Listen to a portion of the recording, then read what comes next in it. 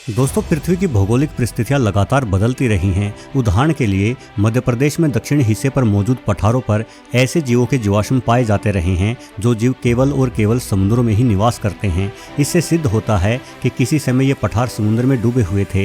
लेकिन इससे भी अधिक हैरानी की बात है कि हिमालय पर्वतों पर भी समुद्री जीवों के जीवाश्मों को प्राप्त किया गया है। अब हिमालय पर्वत तो समुद्र में डूबा हुआ नहीं हो सकता, लेकिन जमीन का वो टुकड़ा जरूर समुद्र में डूबा हुआ हो सकता है जिस टुकड़े से हिमालय पर्वतों का निर्माण हुआ है।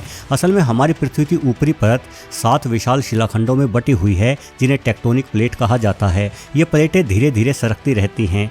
जब दो प्लेटें सरकती हुई आपस में टकराती है तो दबाव के कारण भूमि ऊपर उठती हुई पर्वतों का निर्माण कर देती है। हिमालय का निर्माण इसी प्रक्रिया से हुआ है। कभी समुद्रों में डूबी भूमि आज दबाव पड़ने के कारण ऊंची चोटियों में बदल चुकी है। ये बदलाव पृथ्वी पर लगातार चलते रहते हैं। भूमि के नीचे, भूमि पर और भूमि की सतह पर रहते जीव जंतुओं से लेकर आकाश में उड़ने वाले पक्षियों तक सबके सब बदलाव के दौर से गुजरे हैं। पृथ्वी न सिर्फ अपने परिवर्तन के सबूत खुद में समेटे हुए है, बल्कि ये जीव जंतु में हुए परिवर्तन के सबूत भी खुद की गोद में समाये हुए हैं। इन्हीं सबूतों के आधार पर हमने पता किया है कि कभी हमारी पृथ्वी पर डायनासोर जैसे विशालकाय जीव भी निवास करते थे। वास्तव में जीवाश्मों का अध्ययन विज्ञान का सबसे रोचक हिस्सा है। जीवाश्म उन जीवों के अवशेषों को कहते हैं जो जीव आज से हजारों, लाखों या करोड़ों वर्षों पहले पृथ्वी पर रहा करते थे, किंतु आज या तो वो जीव मारे जा चुके हैं या फिर उनमें परिवर्तन आ चुके हैं। जीवाश्मों के अध्ययन से ही हमने जाना कि मानव और बंदर के पूर्वज एक ही जीव थे। वास्तव में जीवाश्मों का अध्ययन एक ऐसी वैज्ञानिक लहर लेकर आया जिस लहर ने सभी धर्मों की नींव हिला दी, क्योंकि ज़्यादातर धर्मों में कहा गया है कि मानव सभी जीवों से अलग है, हमें खुद ईश्वर ने अपने हाथों से बनाया है। किंतु वैज्ञानिक अध्ययनों से ये सिद्ध हुआ कि मानव भी उसी तरीके से निर्मित हुए हैं जिस तरीके से पृथ्वी पर रहने वाले बाकी सभी जीव। पृथ्वी का निर्माण करीब 4.5 अरब साल पहले ही हो चुका था। जीवाश्मों के अध्ययन से हमने पृथ्वी पर मौजूद जीवन को कई काल खंडों में बांटा है। हर काल खंड में अलग अलग प्रकार के जीवों ने निवास किया है। मेसोजोइक महायुग, जिसमें ट्रायसिक, जुरासिक और क्रेटेशियस युग शामिल है, जीवन की दृष्टि से अति महत्वपूर्ण काल माना जाता है। आज से 25 करोड़ वर्ष पहले से लेकर 20 करोड़ वर्ष पहले तक के युग को ट्रायसिक, 20 से 15 करोड़ वर्षों पहले तक के युग को जुरासिक और 15 करोड़ वर्ष पहले से लेकर 10 करोड़ वर्ष पहले तक के युग को क्रिटेशियस युग कहा जाता है। ट्रायसिक युग को उभयचरों और रेप्टाइल्स के विकास का समय माना जाता है। जीवों की इन प्रजातियों में मेंढक से लेकर सांप और छिपकलियां तक शामिल हैं। इस समय में हद से ज़्यादा घातक रेप्टाइल पृथ्वी पर निवास करते थे। इनमें से कुछ बेहद ही विशाल और भयानक जहर अपने दांतों में रखते थे।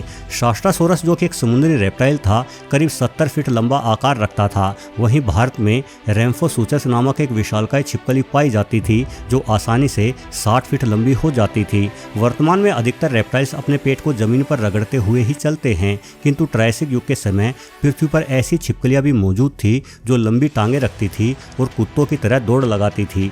जुरासिक काल आते आते पृथ्वी पर रेप्टाइल्स वर्ग में आए बदलावों ने नए जीवों को जन्म दिया जिन्हें हम आज डायनासोरों के नाम से जानते हैं।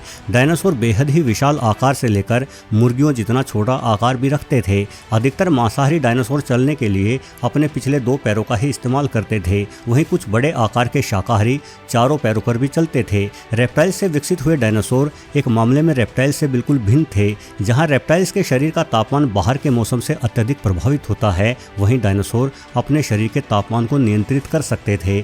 जुरासिक काल से लेकर क्रिटेशियस काल के लंबे समय तक डायनासोरों ने पृथ्वी पर राज किया, किंतु क्रिटेशियस युग बीतते बीतते पृथ्वी पर भयानक ठंड की शुरुआत हो गई। अनेकों ज्वालामुखी फूटे जिनसे निकली राख ने आसमान को ढक दिया। डायनासोरों के लिए अब अपना जीवन जीना मुश्किल हो रहा था और रही सही कसर एक उल्कापिंड ने पूरी कर दी। एक भयंकर उल्कापिंड पृथ्वी से टकराया जिसके प्रभाव से अधिकतर डायनासोर नष्ट हो गए। डायनासोरों की विलुप्ति के बारे में हमने यही थ्योरी बार बार पढ़ी और सुनी है, किंतु हाल ही में हुई कुछ खोजें बतलाती हैं कि डायनासोरों की विलुप्ति के पीछे एक और कारण जिम्मेदार था। ये एक ऐसा जीव था जिसने बुरी तरह से डायनासोरों को नोच खाया और उन्हें विलुप्त हो जाने पर मजबूर कर दिया।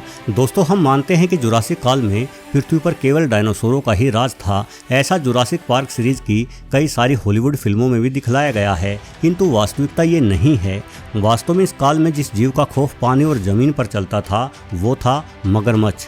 जुरासिक काल में भिन्न भिन्न आकारों और खूबियों के मगरमच्छ पृथ्वी पर विचरण करते थे। ये मगर अपने वर्तमान रिश्तेदारों से कहीं अधिक विशाल आकार रखते थे। वहीं बड़ी ही हैरानी की बात है, किंतु इस काल के मगरमच्छों के जीवाश्मों के दांतों का अध्ययन करने से ये जाना गया है कि जुरासिक काल के कुछ मगरमच्छ शाकाहारी भी रहे होंगे, किंतु खौफ केवल मांसाहारी मगरमच्छों का ही था। उत्तरी अमेरिका में कुछ ऐसे जीवाश्म ढूंढे गए हैं जिनसे ये संकेत मिलते हैं कि डायनासोर ही जुरासिक काल के मुख्य जीव नहीं थे। क्रिटेशियस काल के शाकाहारी डायनासोर बड़े मांसाहारी डायनासोरों का शिकार बनते थे, लेकिन इन बड़े मांसाहारी डायनासोरों का मुख्य रूप से शिकार मगरमच्छ ही करते थे। आज हमें टीरेक्स जैसे विशालकाय मांसभक्षी डायनासोरों के कुछ ऐसे कंकाल मिले हैं जहां इन डायनासोरों की हड्डियों पर ठीक वैसे ही निशान थे जैसे निशान आधुनिक मगरमच्छों के दांतों के काटने से बनते हैं। दांतों के ये निशान बहुत बड़े नहीं थे। अंदाजा लगाया गया है कि टीरेक्स को मार डालने वाले ये मगरमच्छ करीब 5 फीट का ही आकार रखते होंगे, किंतु भला एक 5 फीट लंबा मगरमच्छ 40 फीट लंबे टीरेक्स को कैसे मार सकता है? इस बारे में वैज्ञानिकों का कहना है कि ये मगरमच्छ भेड़ियों की भांति झुंड बनाकर शिकार करते थे। सोचिए कोई टीरेक्स पानी में उतरा हो और अचानक ही उसे चारों ओर से करीब 20 मगरमच्छों ने घेर लिया हो। जुरासिक काल के छोटे मगरमच्छ बड़े तेज होंगे। हो सकता है कि अपने पेट को जमीन से रेंगते हुए आगे ना बढ़ते हों, बल्कि उछलते हुए कुत्ते और बिल्लियों की तरह दौड़ लगाकर हमला करते हों। मगरमच्छों की कुछ उपप्रजातियां आज भी अपने चारों पैरों पर खड़े होकर चल सकती है, लेकिन जुरासिक काल के मगरमच्छ बेहद ही बुद्धिमान भी रहे होंगे, तभी तो एक साथ मिलकर और रणनीति बनाकर टीरेक्स जैसे खूंखार और ताकतवर शिकारी को भी मार गिराते थे।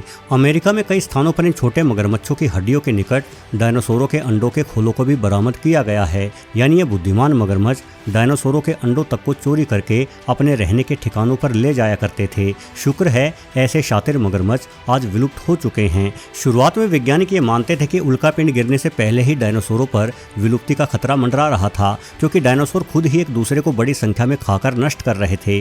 किंतु शायद ये धारणा गलत है। असल में डायनासोरों को नष्ट करने में मगरमच्छों ने महत्वपूर्ण भूमिका निभाई। दक्षिण अमेरिका के 4 देशों की दलदली पट्टी पर डायनासोरों के पंजों के निशान बड़ी संख्या में पाए गए हैं। ये सभी शाकाहारी डायनासोर थे जिन्हें अपने लिए नए घास के मैदानों की तलाश में लगातार आगे बढ़ते रहना पड़ता था। ऐसे में झुंड बनाकर आगे बढ़ते इन शाकाहारी डायनासोरों के पीछे पीछे मांसाहारी डायनासोर भी ठीक वैसे ही रहते होंगे जैसे भैंसों के झुंड के पीछे पीछे शेर चलते हैं, किंतु ऐसा नहीं था। इस दलदली इलाके में मांसाहारी डायनासोरों के पंजों के निशान ना के बराबर ही मिले हैं। भला ऐसी कौन सी चीज थी जो इस इलाके में मांसाहारी डायनासोरों को शिकार करने से रोकती थी? इस सवाल का जवाब है मगरमच्छ।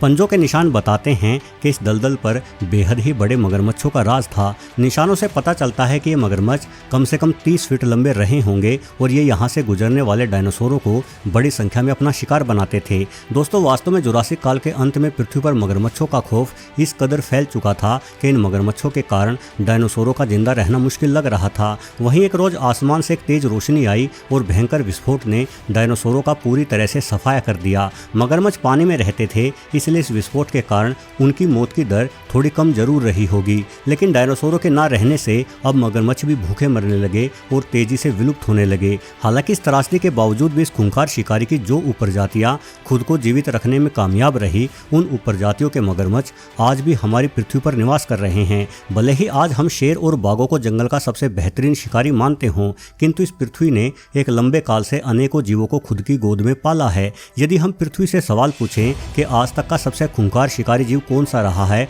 और पृथ्वी हमें इस सवाल का जवाब दे सके, तो निश्चित तौर पर एक ही जवाब आएगा, मगरमच्छ। वीडियो देखने के लिए आपका बहुत बहुत धन्यवाद।